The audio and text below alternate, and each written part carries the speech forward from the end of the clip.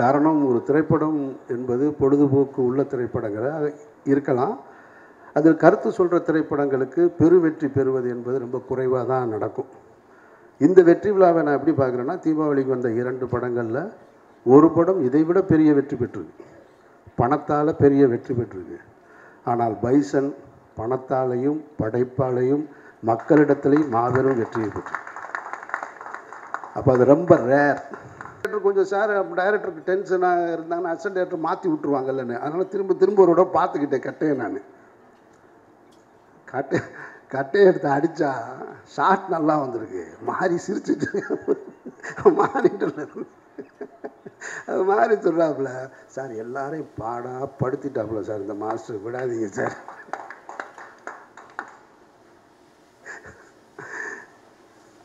நான் திலீப்பே பார்க்குறேன் தான், அப்படியே இருக்காப்புல, கண்ணு லேசாக கலங்கியிருக்கு. ஆனால் என்னடா இவ்வளோ பேர் முன்னாடி, திலீப் நீங்கள் சொன்னதுனால தான் நான் சொல்கிறேன், இல்லைனா சொல்லியிருக்க மாட்டேன். அப்படியே நிற்கிறாப்புல தான் இவர். ஒன்று அது ஒரு சின்ன மிஸ் ஆயிடுச்சு சார், ஒரு 1 மோர் போகலாம் சார் அப்படின்னு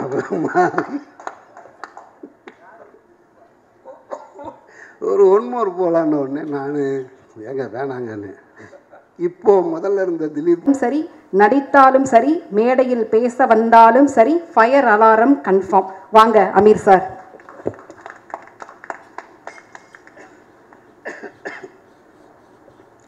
அரங்கத்தில் இருக்கும் அனைவருக்கும் இறைவன் புறத்திலிருந்து சாந்தியும் சமாதானம் உண்டாகட்டும். ஒரு திரைப்படத்தின் வெற்றி விழா மற்றும் நன்றி அறிவிப்பு விழா மேடை என்னுடைய திரைப்பயணத்தில் கிட்டத்தட்ட 20 வருடங்களுக்கு மேலாயிருச்சு. மௌனம் பேசியதை தொடங்கி இந்த நிமிடம் வரைக்கும் எந்த திரைப்படத்திற்கும் என்னுடைய திரைப்படங்களுக்கு வெற்றி விழா நடந்ததும் இல்லை, நன்றி அறிவிப்பும் நடந்ததும் கிடையாது. அப்படி ஒரு சம்பவமே நடக்கலை, அப்படி ஒரு வாய்ப்பும் எனக்கு கிடைக்கலை. மாபெரும் வெற்றி படங்களாக இருக்கும் பொழுதும் வீட்டுக்குள்ளே தான் முடையும் கிடந்திருக்கேன். அது பருத்தி வீரனுடைய வெற்றியாக இருக்கும்போது சரி, வணிக ரீதியாக தோல்வியை தந்தாலும் அப்பவும் வீட்டுக்குள்ளே தான் இருந்திருக்கேன், வெளியே வர்றதில்லை. நான் என்னுடைய திரைப்படங்களை பொதுவாக திரைக்கு கொண்டு வருவதற்கு வரைக்கும் தான் நான் அதை பார்த்துட்டே இருப்பேன். அதுக்கப்புறம் அதை பார்க்குற பழக்கம் இல்லை. அது தேட்டரில் என்னவாக இருக்கோ, அது ப்ரெஸ் ஷோவில் கூட போய் நிற்கிறதில்ல, அந்த பழக்கம் இல்லைன்னு வச்சுங்களேன். எனக்கு அதுக்கு காரணம் என்னென்னா, நிறைய பல்வேறு விஷயங்கள் இருக்குது. இந்த நல்ல நேரத்தில் அதை பற்றி பேச வேணான்னு நினைக்கிறேன் நான். ஆனால் இந்த திரைப்படத்திற்கு முதல் முறையாக நான் மாறி கூட 2-3 இடத்துக்கு வெளியில் போக வேண்டிய சூழல் ஏற்பட்டது. அதுக்கு காரணம் என்ன அப்படின்னா, முதல்ல இங்கே நீங்கள் ப்ரெஸ்ஸோ இங்கே பார்க்கும்போதும் கூப்பிட்டாரு. இல்லை சார் நான் வரல சார், நான் இங்கெல்லாம் வர்றத ஐடியாவில் இல்லை, பொதுவாக போக மாட்டேன் நான் அப்படின்னு. அப்புறம் மறாத நாள் திருநெல்வேலி, தூத்துக்குடி இங்கெல்லாம் போயிருந்தார். அப்போ போயிருக்கும் பொழுது அப்பவும் நான் போகலை, அவர் டீம் மட்டும்தான் போயிருந்தாங்க. அந்த டீம் போயிருக்கும்போது மாரியை பார்த்து தொடர்ச்சியாக சில கேள்விகள் வந்துக்கிட்டே இருந்தது. அதை நான் செய்தி ஊடகங்களில் பார்த்துட்ருக்கேன். அது முடிஞ்சு மறாத நாள் மதுரைக்கு வந்துட்டு, மதுரையில் நான் இருந்தேன், என்னை கூப்பிட்டுட்டு தேட்டருக்கு போனாங்க. சரி நம்ம ஊருக்கு வந்திருக்காங்களேன்னு தேட்டருக்கு போனேன். அப்போ மாதிரி கூப்பிட்டாரு, சார்ப்பா நீங்கள் நாளைக்கு சேலம் மற்ற ஊர்களுக்கு போகிறோம், நீங்கள் வாங்கன்னார். நான் வர்றேன்னு சொல்லி ஒத்துக்கிட்டேன். அதுக்கு காரணம் என்னென்னா, இந்த திருநெல்வேலி தூத்துக்குடி அந்த இடத்துல பத்திரிகையாளர் சந்திப்பில் பத்திரிகையாளர்கள் மாரி என்கின்ற இயக்குனருக்கு கொடுத்த ஒரு நெருக்கடி தான் எனக்கு, நான் அவரோடு போகணும்னு தோணுச்சு. சரி நம்ம போய் பக்கத்தில் உட்காருவோம், என்ன வகையான தாக்குதல்கள் வருது அதை நம்ம சமாளிப்போம் அப்படின்னு தான் போனேன் நான். ஆனால் நான் வந்த இடத்துல அது நடக்கலை. நடந்திருந்தால் நிச்சயமாக நான் அந்த இடத்துல மாறி பாதுகாத்திருப்பேன், அதில் எந்த மாற்று கருத்தும் கிடையாது. எனக்கு என்னென்னா, அந்த பத்திரிகையாளர்கள் ஒரு கேள்வியை திரும்ப திரும்ப மாறிக்கிட்ட கேட்குறாங்க, நீங்கள் ஏன் இந்த மாதிரி படம் எடுக்கிறீங்க, ஏன் இந்த மாதிரி படம் எடுக்கிறீங்க, நீங்கள் சமூகத்துக்குள்ளே ஒரு பிரச்சனையை உண்டு பண்ணணும்னு நினைக்கிறீங்கன்றாங்க. இது எவ்வளவு அபத்தமான ஒரு கேள்வியாக இருந்ததுன்னு நான் பார்த்தேன். நான் கண்ணுக்கு தெரியாத சாமி, இல்லாத பேய். இது ரெண்டை பற்றி இங்கே நிறைய சினிமா வந்து வெற்றி அடைஞ்சிக்கிட்டே இருக்குது. சாமியை யாரும் பார்த்ததும் கிடையாது, அதை பற்றி படம் எடுத்தால் கொண்டாடுறாங்க. பேய் அது இல்லவே இல்லை. ஏன்னா பேயை விட மனுஷன் ரொம்ப மோசம்னு நான் நினைக்கிறது. பேய் எந்த பேயினாலும் எந்த தொந்தரவும் கிடையாது. ஏன்னா பேய் பார்த்தீங்கன்னாக்க அதுவே ரொம்ப பயந்தது தான். ஏன்னா அது பகலில் வரவே வராது. நீங்கள் எந்த திரைப்படத்துலையும் பகலில் அது இரவில் மட்டும்தான் வரும். அதுவே ரொம்ப பயந்தது. அது பகலில் போனால் ஆளுங்க நிறையா இருப்பாங்கன்னு இவனுக்கு பயந்துட்டு ஓடிடும். இது ரெண்டை பற்றியும் படம் எடுக்கலாம். ஆனால் கண்ணுக்கு தெரிஞ்சிருக்கக்கூடிய சாதி, அது ஏற்படுத்துகிற தீமைகள், அதனால் ஏற்பட்ட வலிகள், கொடுமைகளை ஒருத்தன் படம் எடுக்கக்கூடாதுன்ற கேள்வியை முன்வைக்கும் போது தான் எனக்கு ரொம்ப அபத்தமாக இருக்குது. அவர் ஒரு படம் எடுக்கிறார், அவர் ஒரு கருத்தை சொல்கிறார். அந்த கருத்துக்கு உங்கள்கிட்ட எதிர்கருத்து இருந்தால் நீங்களும் சொல்லுங்கள். எடுக்கக்கூடாது, ஏன் எடுக்கிறீங்கன்ற கேள்வி ரொம்ப ஆபத்தானதாக நான் பார்க்குறேன். நான் இப்போது மாரியுடைய படங்கள், ரஞ்சித்துடைய படங்களை வந்து பொதுவெளியில் அரசியல் சார்ந்தவங்க கருத்து தெரிவிக்கிறாங்க, அதுக்கு ஒரு எதிர்ப்பு தெரிவிக்கிறாங்க அப்படின்னா அதில் ஒரு நியாயம் இருக்கிறதா பார்க்குறேன் நான். ஒன்று ரொம்ப நாளாக அடிச்சிட்டோம், அப்படியே அடி வாங்கிட்டே இருக்க வேண்டிய என்ன, திடீர்னு என்ன உங்களுக்கு எங்கேருந்துடா வருது இந்த தைரியம் அப்படின்ற கேள்வியாக இருக்கலாம்.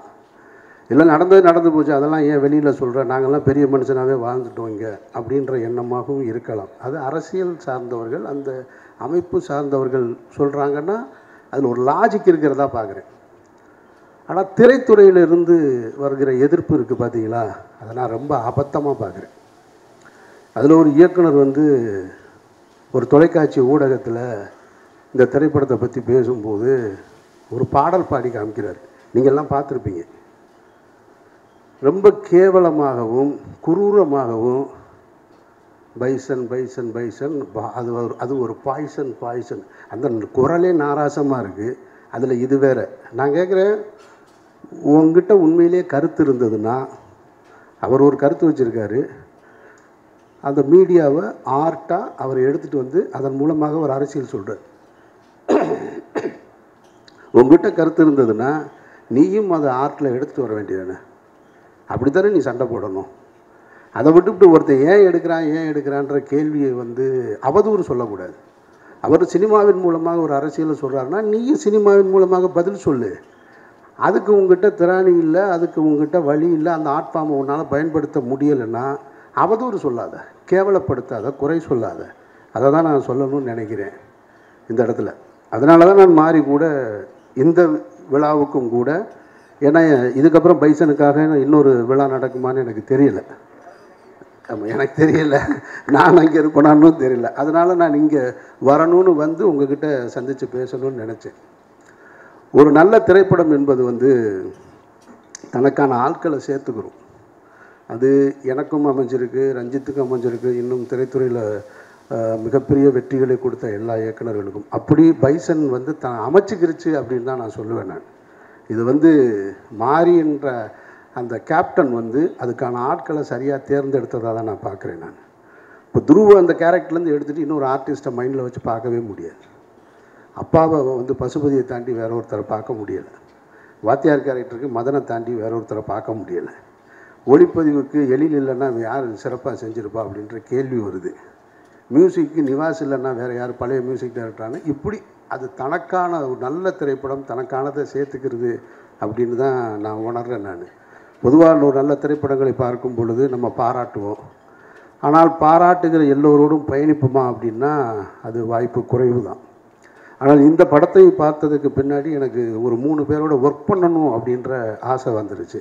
என்னோடய டைரெக்ஷனில் வந்து கேமராமேன் எழிலோடையும் மியூசிக் டைரக்டர் நிவாஸோடையும் திலீப் சுப்பராயனோடையும் சேர்ந்து ஒரு படம் பண்ணிடணும். ஏன்னா ரொம்ப கம்ஃபர்ட் ஜோன். இப்போ திலீப் பேசும்போது இங்கே சொன்னார், அவர் தான் அந்த மீசையெல்லாம் வச்சு அந்த பக்கம் லால் சாரோட தம்பியாக நடிச்சிருந்தது. அவர் அடிக்கிற காட்சி, அவர் ஃபைட் மாஸ்டர், அவருக்கு தெரியும்ல, அவர் பல பேரை பார்த்துருப்பார்.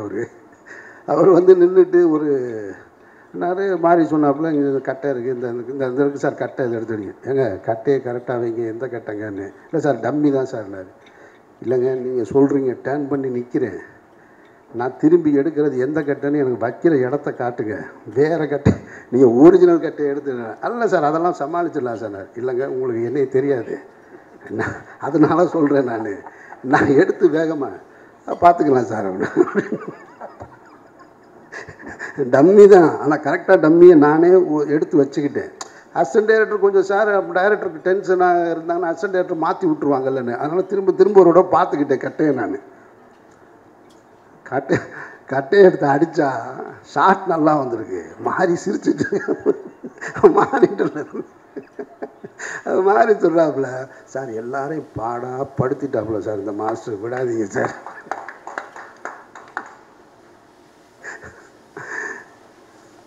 நான் வந்து திலீப்பே பார்க்குறேன் தான், அப்படியே இருக்காப்புல, கண்ணு லேசாக கலங்கியிருக்கு. ஆனால் என்னடா இவ்வளோ பேர் முன்னாடி திலீப் நீங்கள் சொன்னதுனால தான் நான் சொல்கிறேன், இல்லைனா சொல்லியிருக்க மாட்டேன். அப்படியே நிற்கிறாப்புல தான் இவர். ஒன்று அது ஒரு சின்ன மிஸ் ஆயிடுச்சு சார், ஒரு 1 more போகலாம் சார் அப்படின்னா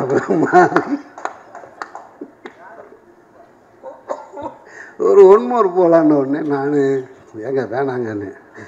இப்போ முதல்ல இருந்த திலீப்போட கொஞ்சம் லைட்டாக கொஞ்சம் குறைஞ்சிருச்சு. இல்லை நான் கேட்டேன், இல்லை திலீப் நான் வேணா சும்மா சீட் பண்ணவான்னு. பரவாயில்ல சார் அடிங்க சார். அது ரொம்ப நான் சொன்னி மாறி எதாக இருந்தாலும் இதிலே முடிச்சிருங்க, 3ஆவதுலாம் போனால் நல்லதுக்கு இல்லை அப்படின்னு. அப்படி நடந்தது. மாஸ்டரோட அசிஸ்டண்ட்டு பக்கத்தில் நின்று இப்படி பார்க்குறாங்க எல்லாருக்குமே. இவர் அந்த ஷாட்டு முடிஞ்சிருச்சு, திரும்ப மாறி கூப்பிட்டு அங்கே பாருங்கள் அசிஸ்டண்ட் பூரா எப்படி சிரிக்கிறாங்க பாருங்கள் உள்ளுக்குள்ளே, அப்படி பூரா மறைஞ்சு சிரிச்சிட்ருக்கேன். ஏன்னா இந்த படத்தில் நிறைய ஃபைட் சீக்வன்ஸாக இருந்திருக்கு, வச்சு செஞ்சுருக்காப்புல அவர். அதனால் ஆனால் அதுக்கு பதிலுக்கு திலீப் என்னை ஒன்று வச்சு பண்ணிட்டார். அந்த பாம் அது வெடிச்சது இருக்கு இல்லையா, என் பக்கத்தில் இப்படி தான் வெடிச்சிச்சு. ஆமாம், திலீப் பார்த்த வேலை தான் அது. ரொம்ப நல்லா கம்ஃபர்ட்டாக பார்த்துக்கிட்டாப்புல. ஆனால் அது வெடித்த உடனே திரும்ப உள்ள பாய்ஸ் எல்லாம் உள்ளே வந்துட்டாங்க, ரொம்ப சேவ் பண்ணிட்டாங்க. ரொம்ப சந்தோஷம். எழில் கேமராமேனு, எழில் ரொம்ப தன்மையாகவும் இதாக பேச. நான் இந்த அறிமுக விழாவில், இசை வெளியீட்டு விழாவை அறிமுக விழா நம்ம நடத்தணும் இல்லையா, அதில் நான் சொன்னது உங்களுக்கு நினைவு இருக்கும்னு நினைக்கிறேன். நான் சும்மா ஒரு படத்தை பார்த்துட்டு அந்த படத்தில் நடிச்சிருக்கோன்றதுக்காக இந்த வாசிக்கிற பழக்கம்லாம் கிடையாது. என் மனதுக்கு தோன்றதைத்தான் நான் சொல்லுவேன். அப்படி தோன்றதான் சொன்னேன். அன்றைக்கி நான் சொன்னது, பசுபதி சார் உங்களை நான் ரசித்தேன் இந்த படத்தில்னு சொன்னேன் நான். இன்றைக்கு அதைத்தான் மக்கள் பூரா சொல்கிறாங்க. துருவை சொல்லும்போது சொன்னேன் நான் சேதுல விக்ரமை பார்த்தது கூட அது போலவே ஸ்பாட்டில் பார்த்துருக்கேன் அப்படின்னு சொல்லி. அந்த அங்கீகாரம் தான் இன்றைக்கி தமிழ்நாடு முழுக்க கிடச்சிருக்கு துருவனுக்கு. அதனால் நிச்சயமாக துருவுடைய உழைப்பு வந்து ஈடு செய்ய முடியாதது. அவ்வளோ பிரமாதமாக பண்ணியிருக்கான் துரு, அதில் ஒன்றும் மாற்று கருத்தே கிடையாது. கேமராமேனும் அதே தான், நான் மியூசிக் டைரக்டருக்கும் அதே தான். இன்னைக்கு எல்லா இடத்துலையும் நான் இதெல்லாம் நான் சொன்னேன். நான் ஏன்னா இந்த படத்தை சத்தம் இல்லாமல் இசை இல்லாமல் பார்த்தேன், அப்புறம் இசையோடு பார்த்தேன். நான் இசையோட திரையரங்கில் தான் பார்க்குறேன். ஆனால் அந்த இசை வெளியீட்டு விழாவில் மியூசிக் டைரக்டரோட பெர்ஃபார்மன்ஸ் பார்த்து சொன்னேன். நான் இது எல்லாமே வந்து ஒரு பெரிய பில்லராக இந்த படத்துக்கு அமைஞ்சிருக்கு. மிகப்பெரிய வாழ்த்துக்கள். அப்புறம் நான் அந்த விழாவில் சொல்லும்போதும் அப்ளாஸ் கம்பெனியை பற்றி நிறைய சொல்லிட்டேன். நான் ரொம்ப சரியாக நடந்துக்கிட்டாங்கன்னு. அது நீலம் ப்ரொடக்ஷன்ஸ் அது இதுன்னு எனக்கும் இப்போ தான் தெரியும். நீங்கள் சொல்லணும் ரஞ்சித், அதெல்லாம் சில விஷயங்களை நம்ம அதுக்காக தான் இந்த தடவை சொல்லணுன்றக்காக தான் அவங்க நீல கலரில் சேலையை கட்டிட்டு வந்திருக்காங்கன்னு நினைக்கிறேன் நான். ஏன்னா ரொம்ப பர்ஃபெக்டாக இந்த எனக்கு ஷூட்டிங்கு நம்ம வெளிப்படங்களில் போய் நடிக்கிறோம். இப்போ தான் அது தொடர்ச்சியாக ஒவ்வொரு கம்பெனிக்கு போகிறோம். சில கம்பெனியில் சொல்கிற ப்ரோக்ராமுக்கும் அதுக்கும் சம்மந்தமே இருக்காது. ஆனால் இந்த கம்பெனியை பொறுத்த மட்டும் ரொம்ப பர்ஃபெக்டாக இருக்கும். என்னை வந்து என்னோடய மேனேஜர் இங்கே தான் இருக்கான், அவன் சொல்லுவான், அவன் அடிக்கடி சொல்லிக்கிட்டே இருப்பான், சார் ரொம்ப கரெக்டாக இருக்காங்க சார், ரொம்ப பர்ஃபெக்டாக இருக்காங்க, அவங்க எதாக இருந்தாலும் முன்னாலேயே சொல்லிடுறாங்கன்னு. இந்த ஃபங்க்ஷன் நடத்துகிறதையே நீங்கள் பார்த்தீங்கனாலே தெரியும், இவ்வளவு சிறப்பாக நடத்தியிருக்காங்க. இதைத்தான் நான் அந்த ஃபங்க்ஷனில் அப்ளாஸ்ன்னு சொல்லிட்டேன். ஆனால் அந்த அந்த அந்த கிரெடிட் பூரா போய் சேர வேண்டியது நீலம் ப்ரொடக்ஷன்ஸுக்கு தான், ரஞ்சித்துக்கு தான் போய் சேரணும். ரஞ்சித்துடைய தண்டகாரண்யத்தில் நடிக்கக்கூடிய வாய்ப்பு இருந்து நான் தவற விட்டுட்டு இப்போ நீலம் ப்ரொடக்ஷன்ஸில் பைசனில் வந்து என்னை நான் இணைச்சிக்கிட்டேன். நீலம் ஸ்டுடியோஸ் ஞாபகம் வச்சுக்கிறேன். அப்படியா? அப்போ நான் ப்ரெஸ்ஸுக்கு சொல்லிடுறேன், நீலம் ப்ரொடக்ஷன்ஸுன்றது ரஞ்சித் மட்டும் தயாரிப்பாளர், நீலம் ஸ்டுடியோஸ்ன்றது ரஞ்சித்தும் அதிதியும் சேர்ந்துருக்கிறது. நீங்களும் ஞாபகம் வச்சுக்கோங்க. மற்றபடி இந்த திரைப்படத்துக்குள்ளே உள்ளே போகும்போது எனக்கு வந்து யாருமே பரிச்சயம் இல்லை. இப்போ வட சென்னைக்குள்ளே உள்ளே போகும்போதாவது சமுத்திரகனி இருந்தான், ஜெகதீஷ் இருந்தார், வெற்றி ஏற்கனவே எனக்கு தெரியும், அல்லது சுப்பிரமணிய சிவா உள்ளே இருந்தான், ஆர்ட் டைரக்டர் ஜாக்கி, எல்லாமே என்னோடய டீமு. இந்த படத்தில் எனக்கு தெரிஞ்ச ஒரே ஆள் ராஜா மட்டும்தான். பாக்கி எல்லாருமே புதுசு, எனக்கு யாரையுமே தெரியாது. ஆனால் என்னை ரொம்ப நல்லா பார்த்துக்கிட்டாங்க, கம்ஃபர்ட்டாக பார்த்துக்கிட்டாங்க. நானும் அவங்களோட ரொம்ப கம்ஃபர்ட்டாக இருந்தேன்.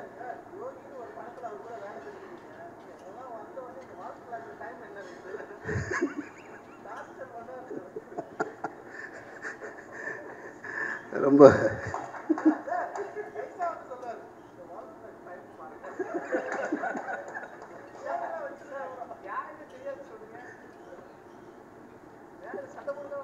ஒர்க் பண்ணதில்லை. நீங்கள் வேறு ஒர்க் பண்ணதில்லைன்னு சொன்னேன். நான் தெரியாதுன்னு எப்படி சொல்ல முடியும் இங்கே இருக்கிற யாரையும். ஒர்க் பண்ணதில்லை. ஷூட்டிங் ஸ்பாட்டில் அந்த கம்ஃபர்ட் இருந்தது. நான் அந்த விழாவில் சொன்னது தான், இந்த திரைப்படத்திற்கு இன்றைக்கு வந்து இங்கே பேசியவர்கள், இன்னும் வெளியில் எல்லாரும் பேசுகிறவங்க, திரைப்படத்தில் வந்து அந்த காட்சிக்கு வந்து கைதட்டல் வருது, என்னுடைய காட்சிக்கு இன்ட்ரொடக்ஷனில் இருக்குது, வசனத்துக்கு இருக்குது அப்படின்னா அது எல்லாமே இயக்குனருடைய சிந்தனை தான். நான் திரும்ப திரும்ப சொல்கிறதான், நடிகன் என்பவன் என்றைக்குமே இயக்குனருடைய டூல் தான். அவர் இயக்குனராக மாறிவிட முடியாது. அவர் சொல்கிறத வாங்கி உள்வாங்கி நம்ம கொடுக்குறது தான் ஒரு நடிகருடைய வேலையாக நான் நினைக்கிறேன். இந்த திரைப்படத்தில் அந்த மேடையில் சொன்னது தான், இந்த படத்தின் மூலமாக ஏதாவது ஒரு பேரும் புகழும் கிடைச்சதுன்னா அது மாரி செல்வராஜுக்கு தான். இங்கே நான் அந்த மாரி செல்வராஜுக்கிட்ட திருப்பி கொடுத்துட்றேன். நான் நீங்களே வச்சுக்கோங்க, அது உங்களுக்கானது. ரொம்ப சந்தோஷம். அதை தாண்டி மீடியாவுக்கு நான் அதிகமாக நன்றி சொல்ல கடமைப்பட்டிருக்கேன். காரணம், ஒரு திரைப்படம் என்பது பொழுதுபோக்கு உள்ள திரைப்படங்களாக இருக்கலாம். அதில் கருத்து சொல்கிற திரைப்படங்களுக்கு பெருவெற்றி பெறுவது என்பது ரொம்ப குறைவாக தான் நடக்கும். இந்த வெற்றி விழாவை நான் எப்படி பார்க்குறேன்னா, தீபாவளிக்கு வந்த 2 படங்களில் ஒரு படம் இதைவிட பெரிய வெற்றி பெற்றிருக்கு, பணத்தால் பெரிய வெற்றி பெற்றிருக்கு. ஆனால் பைசன் பணத்தாலையும் படைப்பாலையும் மக்களிடத்திலையும் மாபெரும் வெற்றியை பெற்று. அப்போ அது ரொம்ப ரேர். ஒரு ஸ்போர்ட்ஸ் மூவி நிறைய பார்த்துருப்போம், ஆனால் எல்லா ஸ்போர்ட்ஸ் மூவிலையும் வந்து இது போல் இருக்காது. இதுக்குள்ளே வந்து ஒரு வாழ்வியல் இருக்குது, அதுக்குள்ளே கொஞ்சம் வயலன்ஸ் இருக்குது, எல்லாம் சேர்ந்து ரொம்ப மிக்ஸ்டாக சரிசமமாக மிக்ஸ் பண்ணியிருக்கு. அதை யார் அப்படின்னா மாரி செல்வராஜ் என்ற எழுத்தாளர் முடிவு செஞ்சது. எழுத்தாளர் முடிவு செஞ்சு அதை இயக்க வந்து அதுக்கு இத்தனை தொழில்நுட்ப கலைஞர்கள் உள்ளே சேர்த்து கொண்டு வந்தது. அதனால் இது எல்லா படைப்பையும் கொண்டு வந்து உங்ககிட்ட கொடுக்கும்போது நீங்கள் அதை சரியாக சேர்த்து, இதில் நீங்கள் பத்திரிகையாளர்களை நான் திரும்ப திரும்ப இதுக்கு நன்றி சொல்ல கடமைப்பட்டிருக்கேன். எல்லோரும் மிகச்சரியாக, அதாவது ஒரு பெருவாரியாக கொண்டாடிக்கிட்டு இருக்காங்க. எப்படி பைசனுக்கு மாபெரும் வரவேற்பு இருக்கோ, ஒரு 10 பேர் அது எதிர்கருத்து சொல்லிக்கிட்டே தான் இருக்காங்க. அது எல்லா இடத்துலையும் நானும் பார்த்துட்டு தான் இருக்கேன். அது எதிர்கருத்து சொல்கிறவங்க சொல்லிக்கிட்டே இருக்கட்டும், அது இருக்கணும். படைப்பு என்றால் ஒரு படைப்புக்கான எதிர்கருத்து இருக்கணும். ஆனால் எது பெருவாரியாக இருக்குன்னா 90% மாபெரும் வரவேற்பு இருக்குது. அந்த வரவேற்பை மக்களிடத்தில் கொண்டு போய் சேர்த்து மாபெரும் வெற்றியை கொடுத்த ஊடக நண்பர்களுக்கும் பத்திரிகையாளர்களுக்கும் என்னுடைய நன்றியை தெரிவிச்சுக்கிறேன். ரொம்ப நன்றி, வணக்கம்.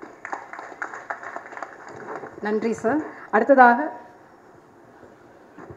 சாரி, எனக்கும் இந்த திரைப்படத்தில் நிறைய பேருக்கும் காட்சிகளில் தொடர்பு கிடையாது. ரெஜிஷாவுக்கும் எனக்கும் சுத்தமாக, அனுபமாவுக்கும் எனக்குமாவது ஒரு சீன் இருந்தது.